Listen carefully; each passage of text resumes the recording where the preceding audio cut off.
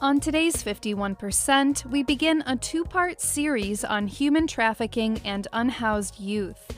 I ride along with a street outreach coordinator for a youth shelter. What you're doing, it's not that it's not okay, but is it serving a purpose to help you get to who you want to be? And we'll meet a woman who has walked the Underground Railroad to raise awareness about human trafficking. I'm Jackie Orchard, and this is 51%. Those that are in poverty, those that are exploring their sexual identity, there are a lot of vulnerabilities that lead to you kind of being the one that people could... Bri Phillips is the Street Outreach Program Manager for Captain Community Human Services, based in Saratoga County, New York. Captain has programs to address youth homelessness, poverty, hunger, family dysfunction, and human trafficking. Phillips reaches out to people on the street who are homeless or in danger of being trafficked. We met up in Clifton Park for a ride-along in one of the street outreach vans. The back space is stocked with labeled plastic bins and drawers full of food, clothes, and hygiene kits. We are known as the boots on the ground of this organization. If people say, where is your street outreach team? The answer is, I may not know at this moment because they're meeting the needs of the community. The van that we're riding in right now is so important because it actually is stocked with Wi-Fi. In the back we have clothing, we have food, we have resources and referrals. And so our goal is that by having our phones on us, we go and meet the needs of clients right where they're at. Phillips says the street outreach team, which has 5 members, works specifically with 13 to 24-year-olds.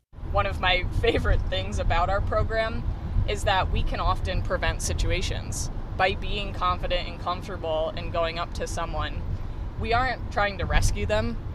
We're trying to provide opportunity to learn more or to choose to not go down a path if they had that education to be able to say no. And so half the time we are just introducing ourselves.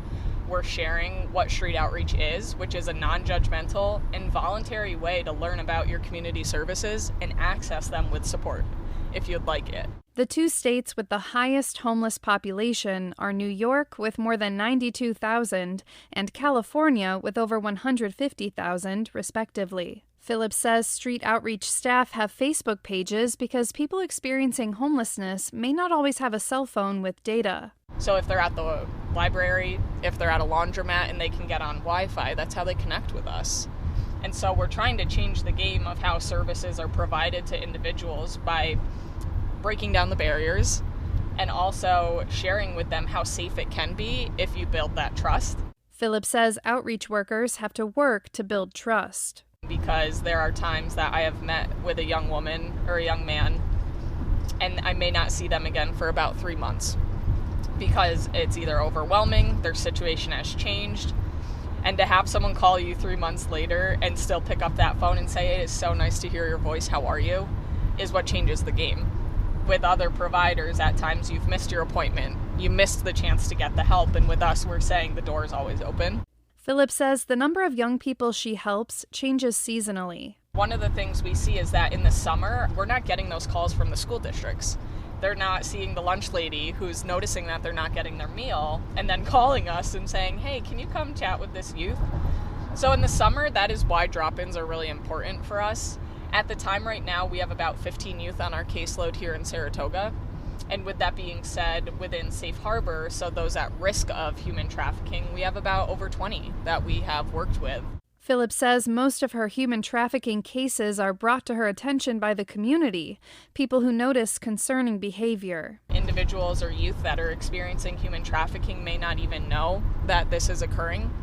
And so for us, when we do kind of peek behind that door and someone says this may be happening, again, it's an opportunity to educate.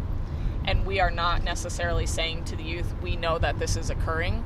We are saying there are some vulnerabilities you're experiencing due to either unstable housing, lack of support from your family, or even lack of access to education. And so what is it that we can do to build up your resiliency so that if you were to ever encounter a situation like this, what can we do to walk you out of it? Phillips says those experiencing poverty and food insecurity are at a higher risk of trafficking. That idea of, I'm going to go help my mom get money so that we can pay for the groceries, can lead to youth possibly going on like a Craigslist to find a job because they may not know of Indeed yet, and so they're just looking up job searching.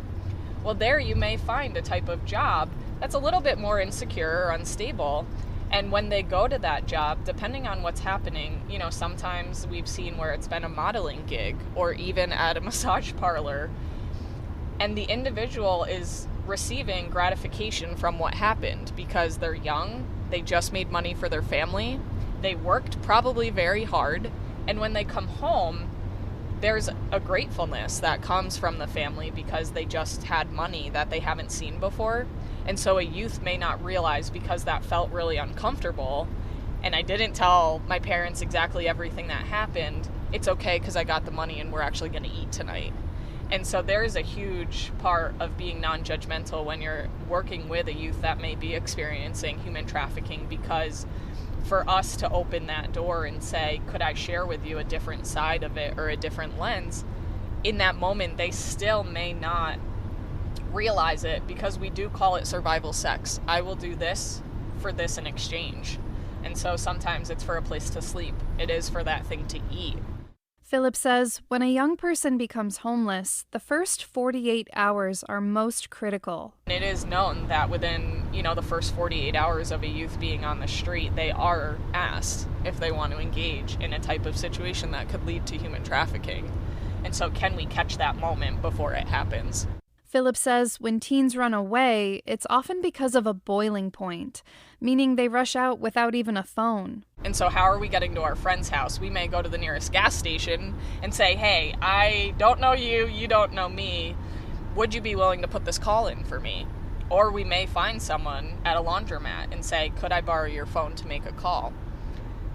That is an exchange right there where someone is helping you, and as a young adult or even as an adult, you may not know what that meant for that other person. That may have been an agreed upon situation in their head where, because I just gave you my phone, I'd like you to spend some time with me.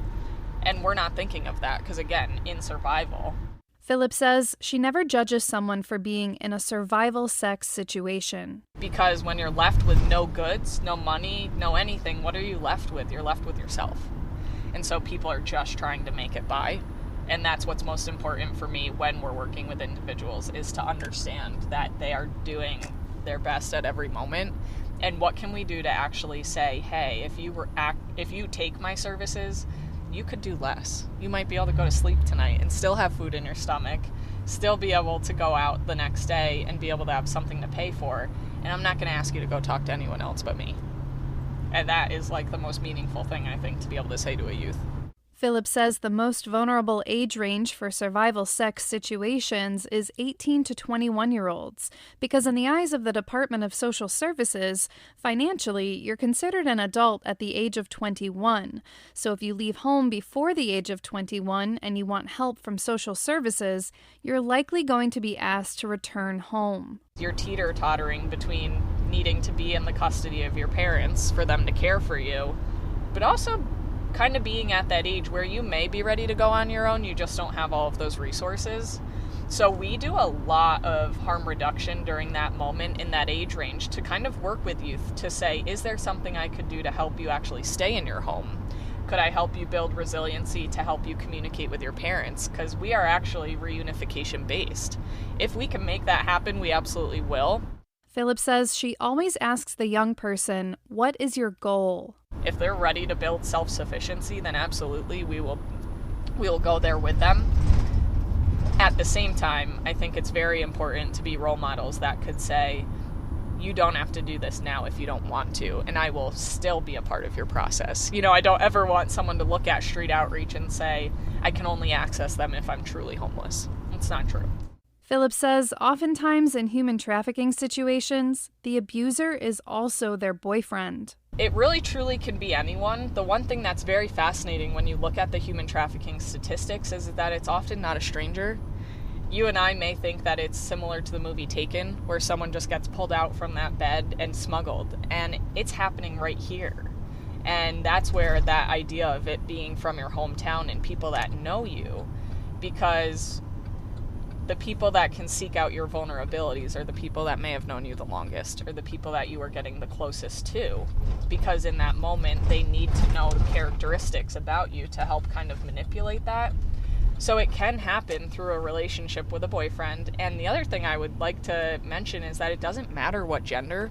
Often we're not seeing young men or men come out and say that this has happened to them, because truthfully they may not be having the choice of what gender they're interacting with sexually, and that can be really harmful to their, identity of who they are. And when they come to speak to us about it, they don't want to be judged, and so we aren't hearing as much from them. Those relationships begin by, I really care about you right now. I notice that you don't really have anyone, and so I've got a place, you can come stay with me. You stay with the person for a little while, and you feel safe and you feel secure. When you feel secure is the moment that often that big fear comes in for youth and young adults, because they didn't realize that maybe the months they were staying with this individual, or the weeks, that maybe that individual was actually tallying how much that time they thought they owe, and that youth did not know that was part of the agreement. Phillips drives us to an encampment where a situation like that had happened.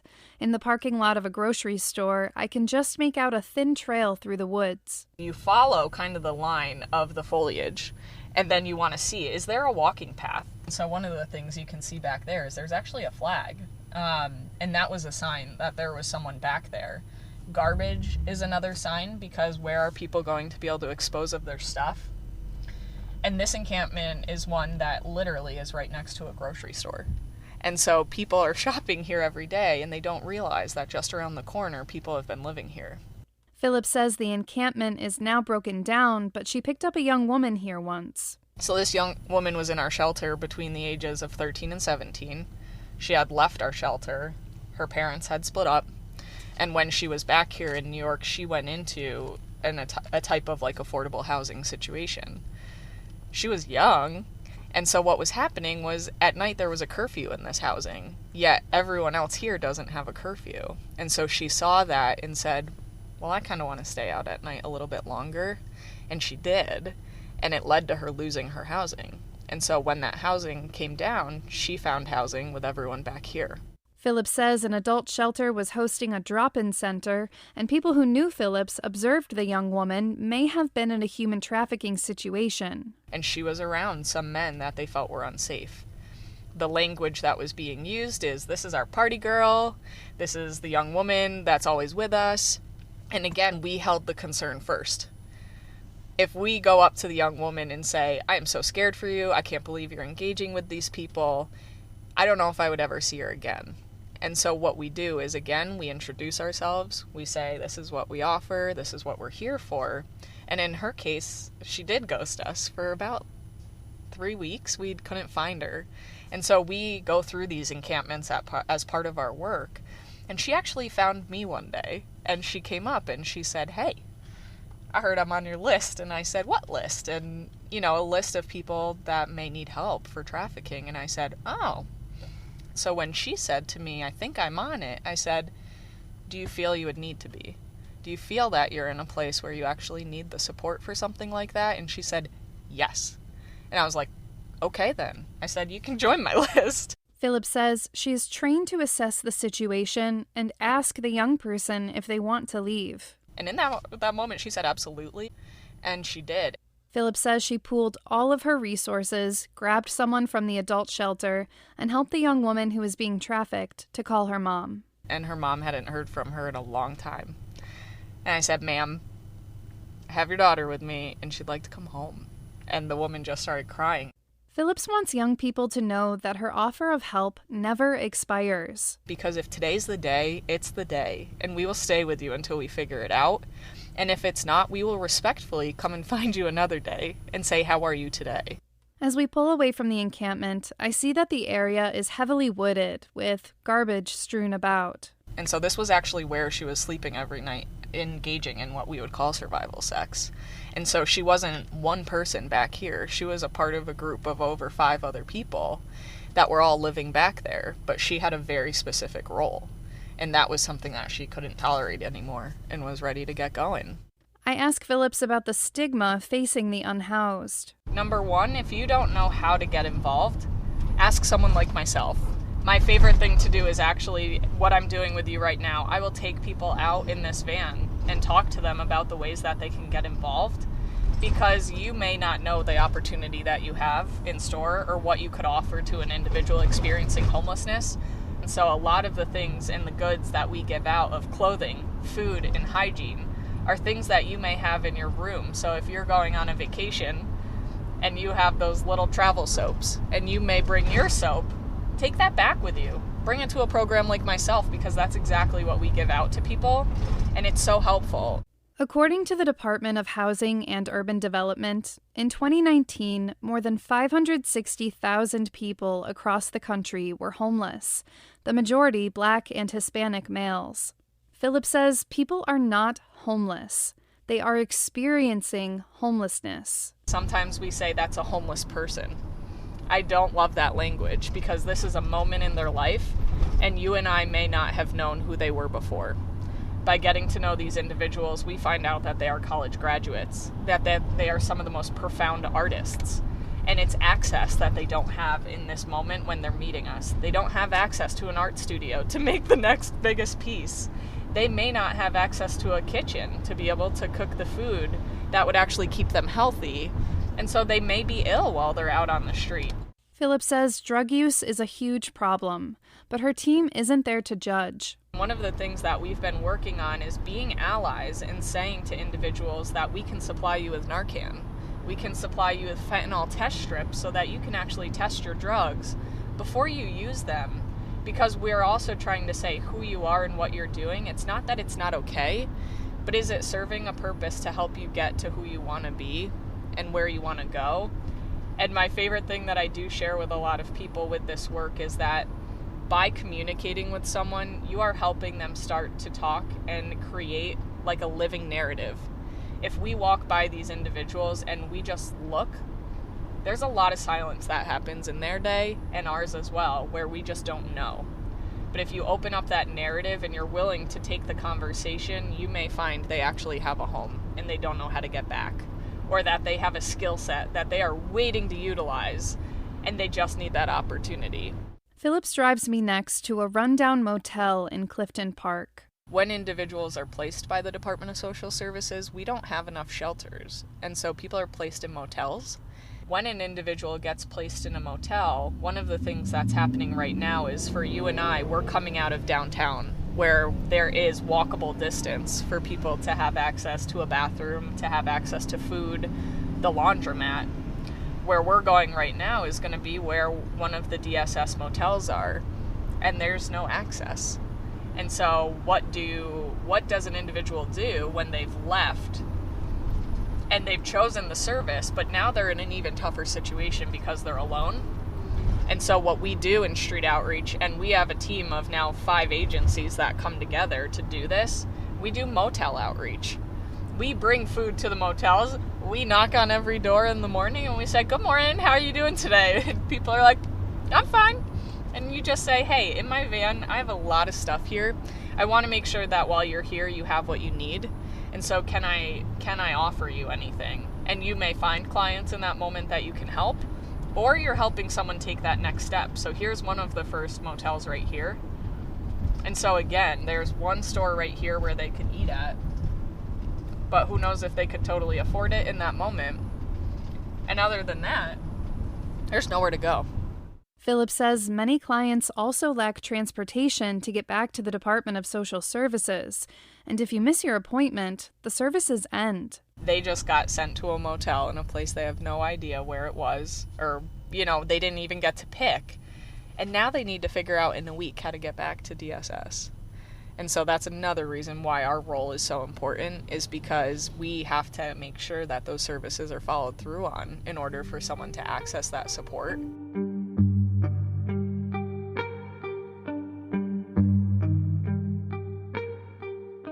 Human trafficking generates an estimated $150 billion worldwide per year, and it's estimated that about 30% of traffickers globally are family members. Phillips says a pimp or a human trafficker has no look. It's often someone you know, and so that the way they look it could be very different. It's what they're asking of you. It's the language. It is the type of bond that they're creating. I call it trauma bonding, where you push someone away and then you pull them right back. And that push and pull leads to being very disoriented, not knowing what this type of relationship is. But there's a moment where you're experiencing love and a moment where you're experiencing extreme fear.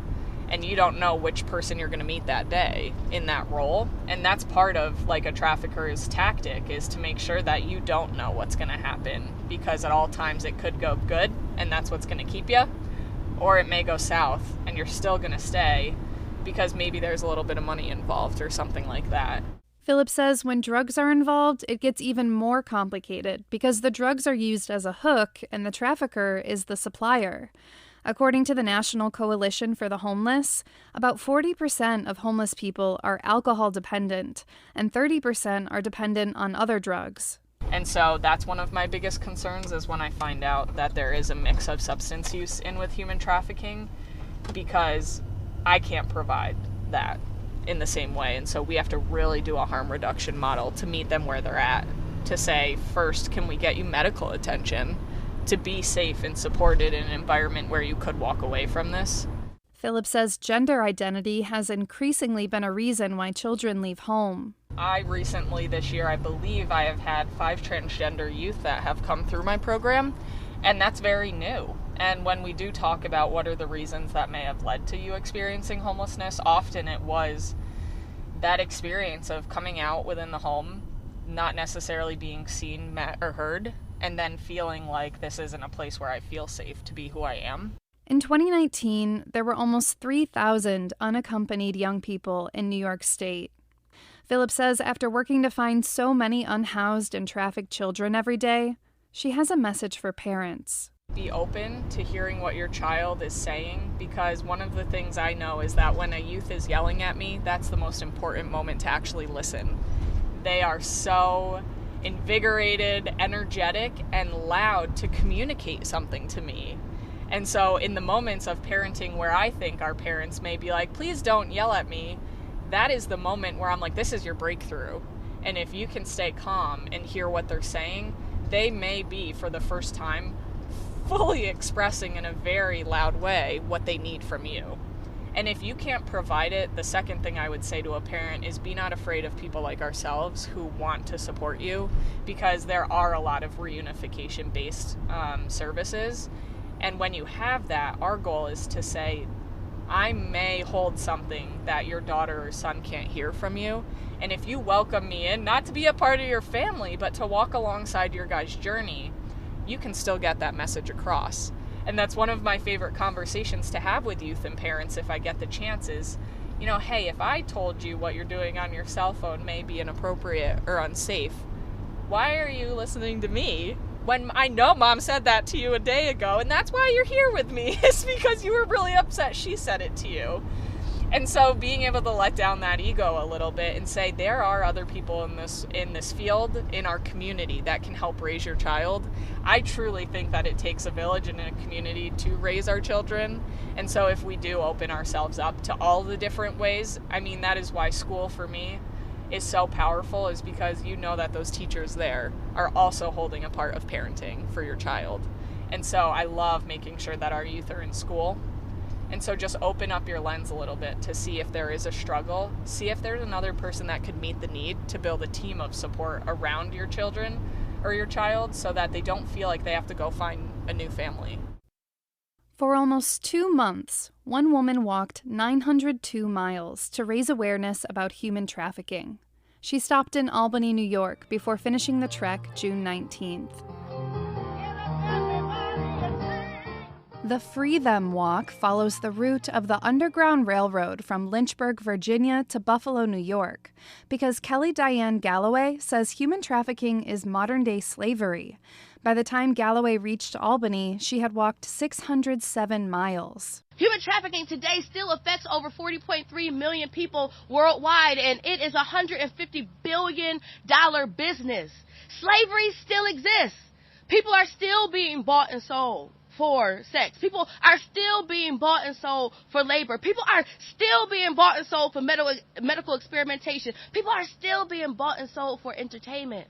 Galloway says most people don't start caring about the problem until they're affected personally. You hear the stories about those young girls who can never escape, who feel like they can never escape what happened to them because there's videos and pictures of them floating all around the internet. Are you moved yet? Or are you going to wait until what happens to your child? The Free Them Walk also included stops in Richmond, Philadelphia, and New York City. Galloway says she hopes her journey educates others about human trafficking and lends hope for victims of exploitation. We're going to end in Buffalo, New York, and we're going to get there on June 19th.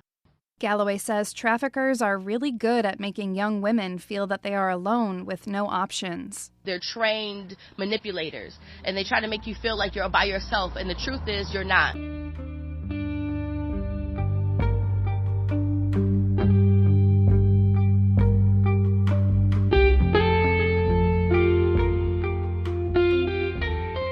According to the State Department's 2021 Trafficking in Persons report, the COVID-19 pandemic increased the number of people trafficked as governments across the world diverted resources toward the pandemic.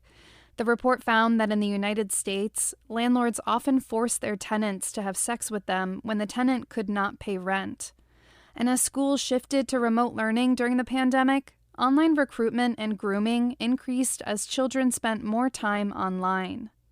The State Department's top recommendation for the last 5 years has been for law enforcement to investigate labor trafficking. The report says the government continued to not mandate human trafficking screening for all foreign national adults in immigration detention or custody. Officials prosecuted fewer cases for the 3rd year in a row and secured convictions against fewer traffickers for the 2nd year in a row. Advocates continued to report concerns that trafficking survivors were held in immigration detention, and survivors continued to be arrested for the unlawful acts traffickers compelled them to commit. I was standing around like one of those girls I had seen in a movie. The whole world was a movie back then. Thanks for joining us for this week's 51%. Thanks to our story editor, Ian Pickus. Thanks to Tina Rennick and Liz Hill for production assistance. Our executive producer is Dr. Alan Shartok. Our theme music is Lolita by Albany-based artist Girl Blue. 51% is a national production of Northeast Public Radio. If you'd like to hear this episode again or share it with your friends, sign up for our podcast or visit WAMC.org. And don't forget, follow us on Twitter, Instagram, and Facebook at 51% Radio. I'm your host, Jackie Orchard. Until next week, remember, the future is fearless.